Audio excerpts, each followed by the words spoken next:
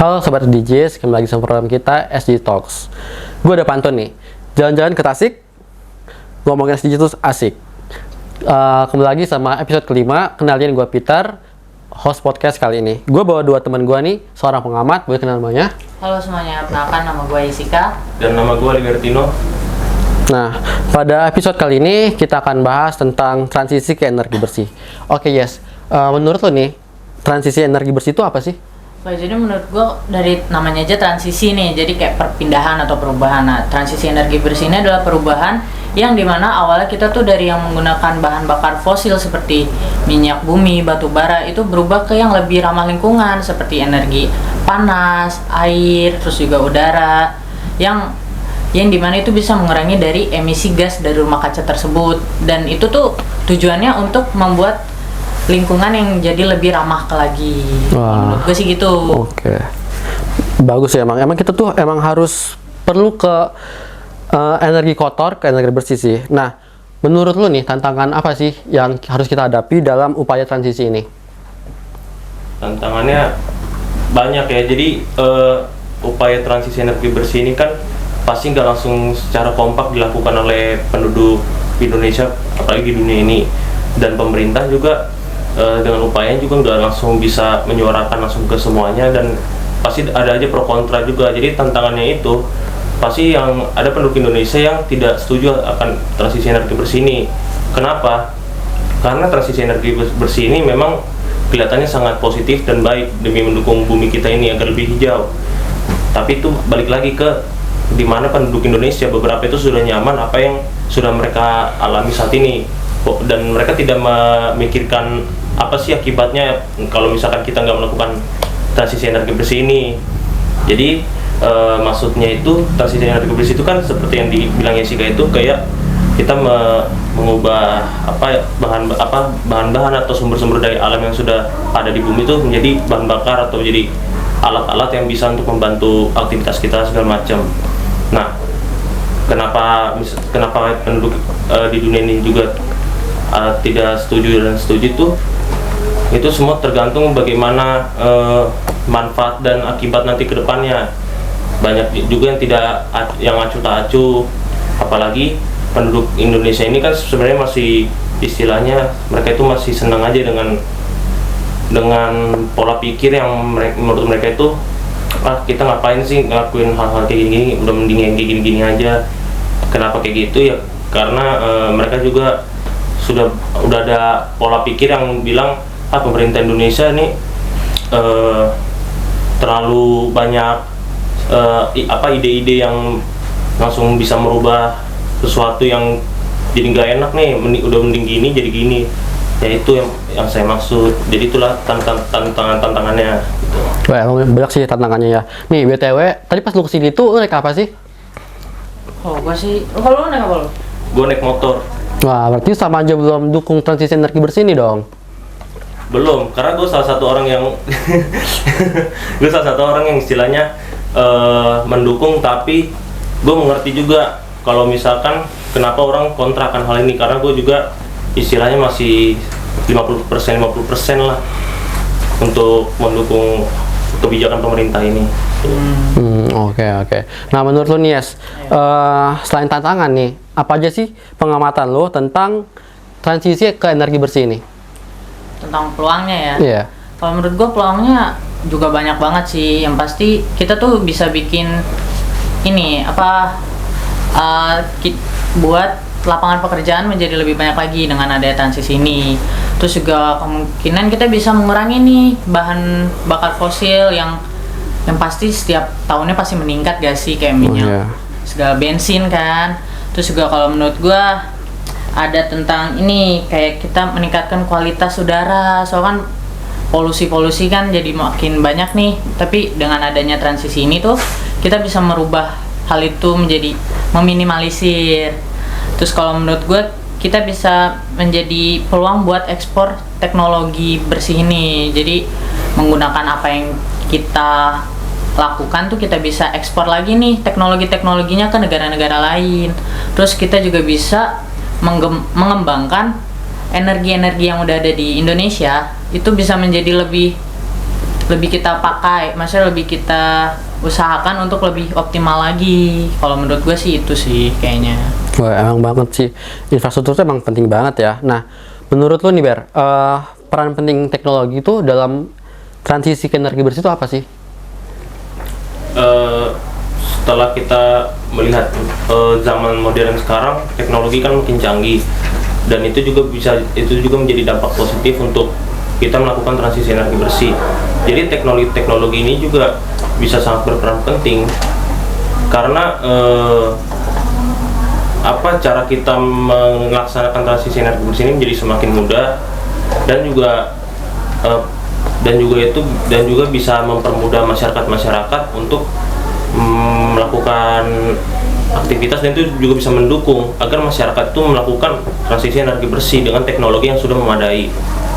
Namun terkadang juga teknologi ini juga bisa menjadi dampak negatif karena itu juga bisa menimbulkan berbagai macam polusi, karena yang namanya kita mengeksploitasi bahan bakar, kayak mengeksploitasi sumber-sumber daya alam di bumi dan merubahnya menjadi sumber daya yang baru, itu pasti menimbulkan beberapa dampak-dampak yang bisa merusak bumi juga.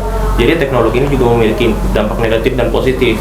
Makanya itu pemerintah juga menekankan agar masyarakat Indonesia mengimbangkan penggunaan teknologi ini dengan penghematan teknologi dan menggunakan sumber-sumber daya yang sudah disediakan oleh Tuhan, seperti sumber daya matahari, angin, dan sebagainya. Wah, menarik nih. Emang banyak sih beberapa teknologi itu yang terbaru dalam energi bersih nih. Nah, inovasi-inovasi apa sih yang menurut lo nih yang dalam bidang transisi energi bersih nih?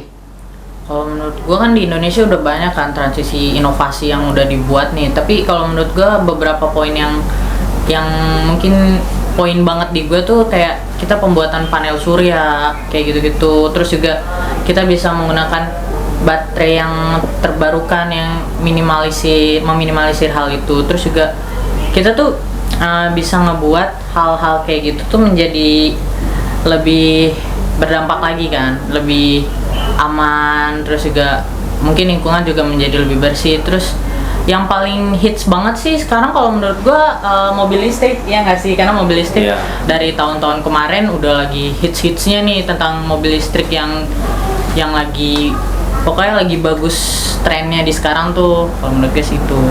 Wah, emang sih. Apalagi mobil listrik itu bener-bener lagi tren ya. Menurut lo nih, lo ada planning nggak sih buat mobil listrik itu? Sebenarnya ada sih, apalagi kan gue pakainya sekarang tuh lagi mobil biasa yang nggak ada listriknya. Ada sih listriknya ya.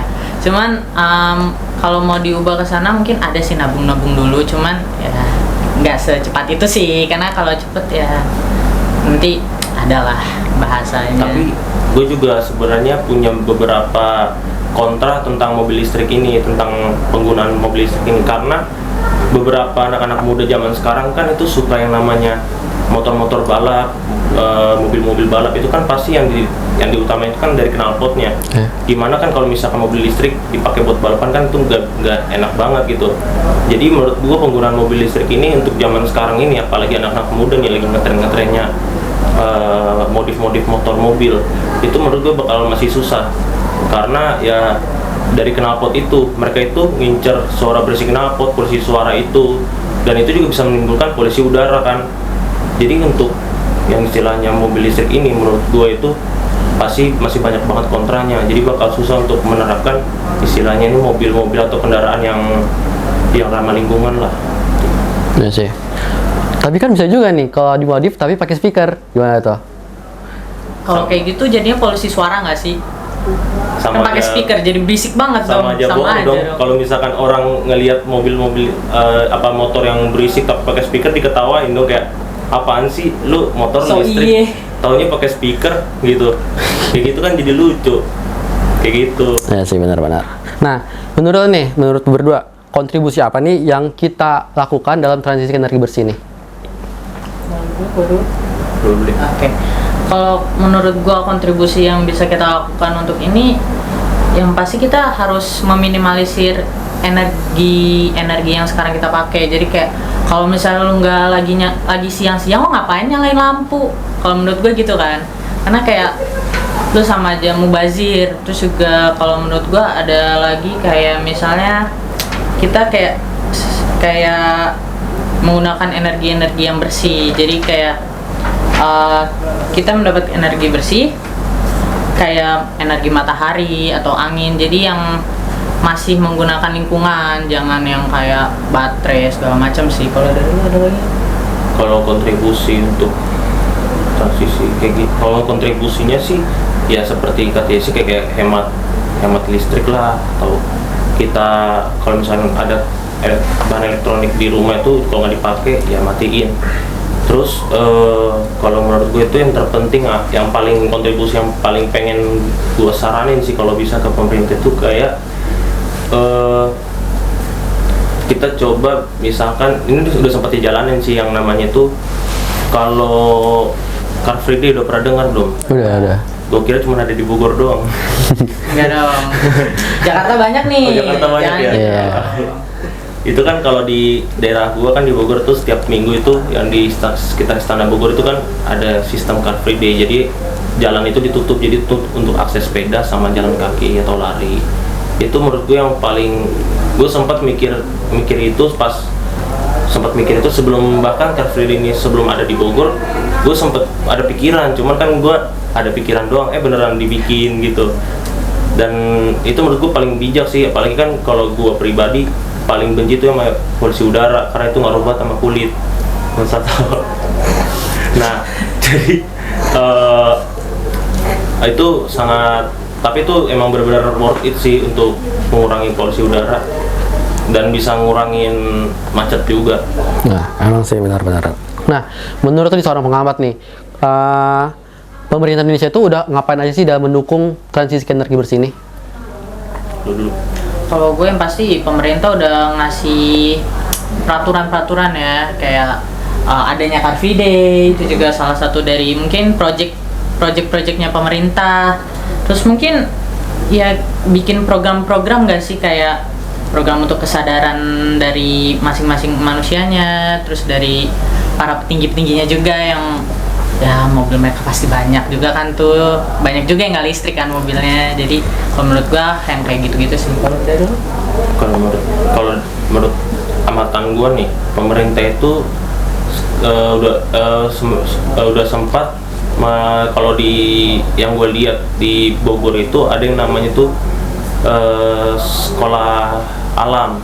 Jadi itu sekolah itu yang benar-benar nggak belajar di dalam kelas, itu belajarnya itu di saung apa di gazebo. Jadi itu di beberapa tempat terbuka. Itu juga mata pelajarannya juga itu tentang ilmu alam semua. Jadi itu bisa, itu gue setuju banget sama program pemerintah itu, karena itu bisa menyadarkan anak-anak yang masih usia dini gimana sih cara merawat alam, gimana sih, apa sih dampaknya kalau misalkan kita melakukan ini di alam, atau apa sih yang harus kita lakukan untuk mengatasi polusi-polusi. Dan itu juga emang yang pengen banget gue itu pengen banget pemerintah tuh kembangin itu sampai ke kuliah, sampai ke jenjang pekerjaan kalau bisa. Kalau pekerjaan misalkan gini, kita kerja Senin sampai Jumat, gue pengen tuh kalau misalkan hari Sabtu Minggu itu karyawan kerja itu bikin kayak istilahnya itu kerja kerja rodi lah kayak gitu. Setiap Sabtu Minggu itu di tempat kerja mereka, jadi kayak nanam tanaman lah di sekitar wilayah kantornya. Itu bisa mendukung banget. Itu sih yang pengen pemerintah lakukan. Oke. Nah, menurut nih prospek transisi ke energi bersih itu di Indonesia kayak gimana sih? Oke, kalau menurut gue prospek energi bersih di Indonesia itu kalau dari pandangan gue cukup cerah ya. Karena kan Indonesia memiliki potensi dari segi alamnya. Jadi kayak kita tuh masih bisa menggunakan energi panasnya surya, terus air, angin, yang dimana juga pemerintah kalau menurut gue dia menunjukkan nih komitmennya terhadap apa yang dia lakukan dan dia ucapkan. Kalau dari gue gitu. Kalau menurut lu, Ber? Apa tadi? Prospek transisi energi bersih di Indonesia itu kayak gimana tuh? Menurut gue nih sebenarnya tuh turun naik ya. Kadang energi bersih di Indonesia itu benar-benar kurang, tiba-tiba menurun kualitasnya, tapi kadang naik lagi, itu turun naik. Tapi kalau untuk sekarang ini apalagi pas kemarin pandemi COVID itu benar-benar energi bersih itu jadi naik banget, karena yang gue lihat pas apalagi zaman COVID itu kan orang jarang keluar. Nah, gue lihat kemarin itu di berita Jakarta itu yang kalau sekarang kan pernah tuh ada kabar Jakarta udah kayak kabut tuh, asap polusinya banyak banget. Itu bukan kabut sih kalau menurut gua. Iya. Embun aja. Itu embun. Sebenarnya mah embun. Sebenarnya embun ya. Embun, iya. Itu embun. Nah, itu tuh sekarang tuh baru sekitar tahun ini gue lihat berita. Tapi padahal tuh pas 2020 kemarin pandemi itu benar-benar Jakarta itu udah kelihatan malam itu udah kelihatan bintang lagi. Padahal sebelum pandemi tuh Jakarta tuh malam tuh nggak ada bintang. Itu yang gue lihat secerah itu. Secerah itu. Wah, emang. Jadi itu turun naik. Emang sebenarnya COVID ini ada dampak positif, ada negatifnya juga untuk lingkungan. Itu yang gue lihat. Wah, bener-bener menarik banget nih. Apalagi inspirasinya sangat-sangat besar banget nih. Nah, oke teman-teman, demikian podcast kita kali ini tentang transisi energi bersih. Emang banyak tantangan yang memang harus kita hadapin, tapi peluang juga sangat besar bagi masa depan dan bumi kita. Terima kasih Jessica dan Liber atas materi-materinya. Ya, sama-sama ya. Oke. Sekian podcast kita minggu ini telah mengikuti. Thank you teman-teman telah mengikuti SG Talks. Gue punya pantun nih. 5x5 sama dengan 25. Indonesia Emas 2045. Sampai berjumpa di episode SG Talk berikutnya. Terima kasih.